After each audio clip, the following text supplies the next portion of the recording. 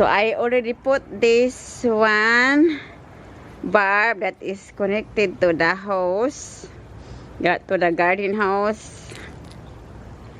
It's just easy. You just put it, and then like that.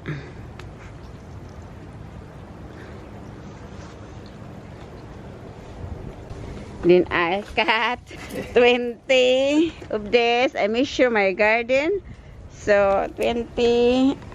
It's up to your measurement, guys. So for me, I already measure my garden hose to my garden bed. So I gotta put 20.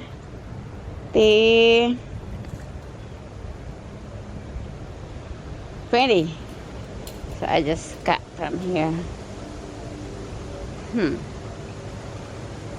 Like that. Let's say I'll just put 24. 24.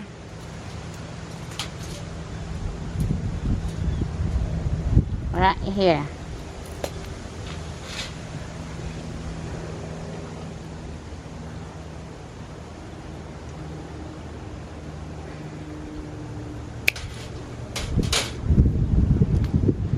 And then just put this.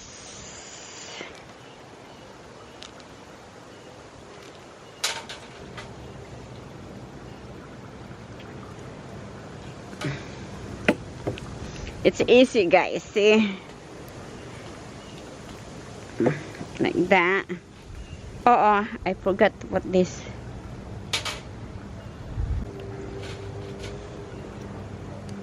It was like that. So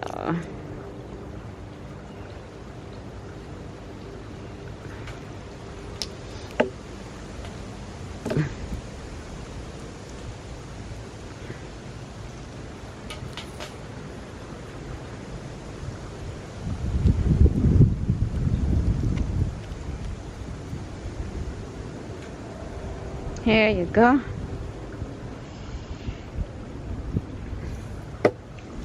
So from there, from the garden hose to the connector here, emitters connector, I have to put 1 foot each. So this small is the small one. It's just to connect here. To fit this, you have to hit that tip. So you just hit this.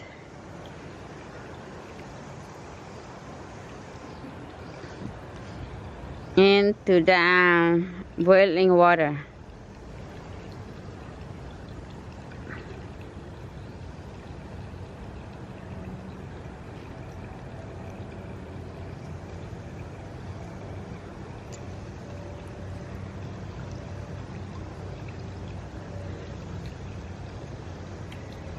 There you go.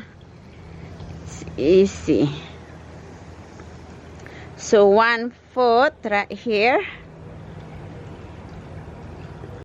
So about 1 foot.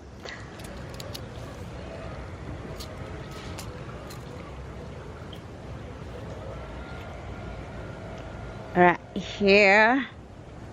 Right there.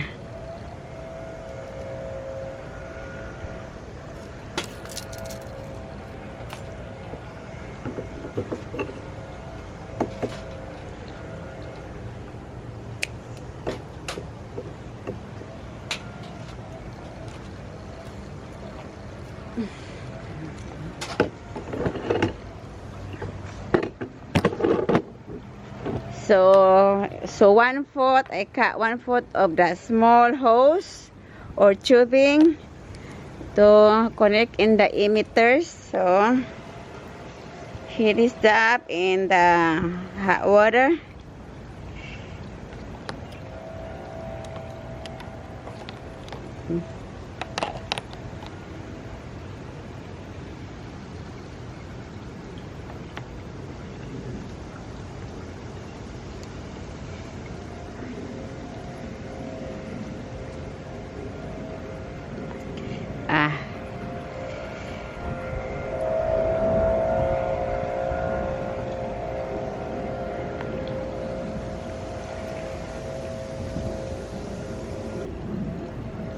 See, I think that's enough. Like that. So it should be like that, guys, up to here. That.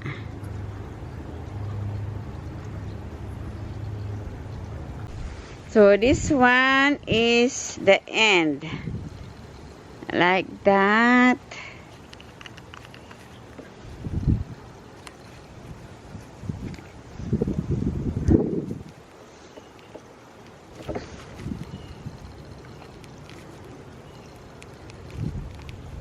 See? It's easy.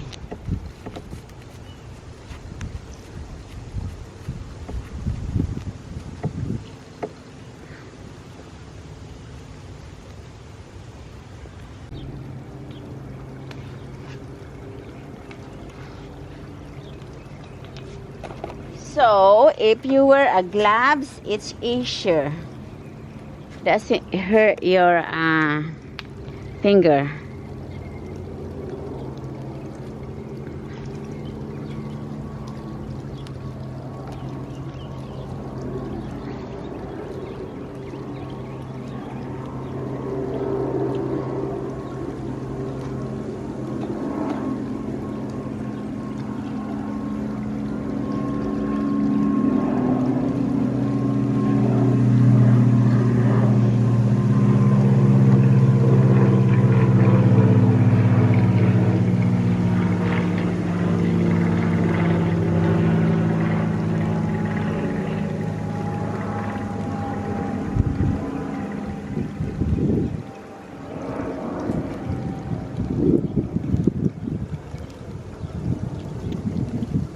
Okay guys, I'm done putting this all together.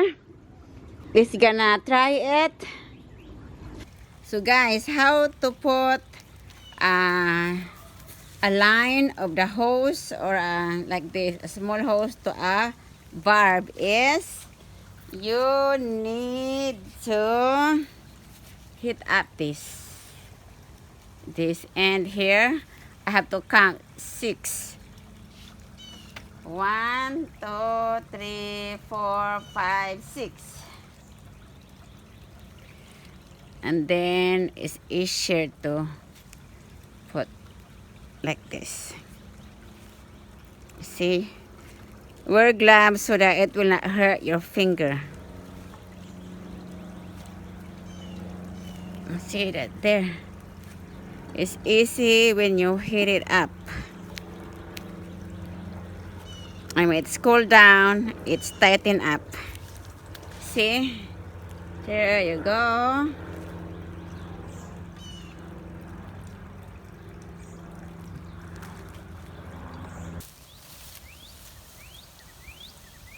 My sprinkler system, guys, is so cute. And I love it. It works. My tomato garden and my eggplant garden and my peppers, vegetable gardens.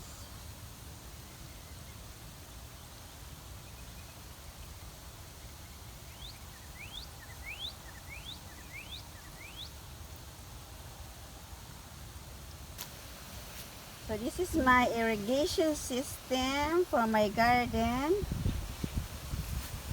I have here is chili or pepper, and but there is eggplant and tomatoes right there. I just assemble this and it works good. It's pretty cute, see?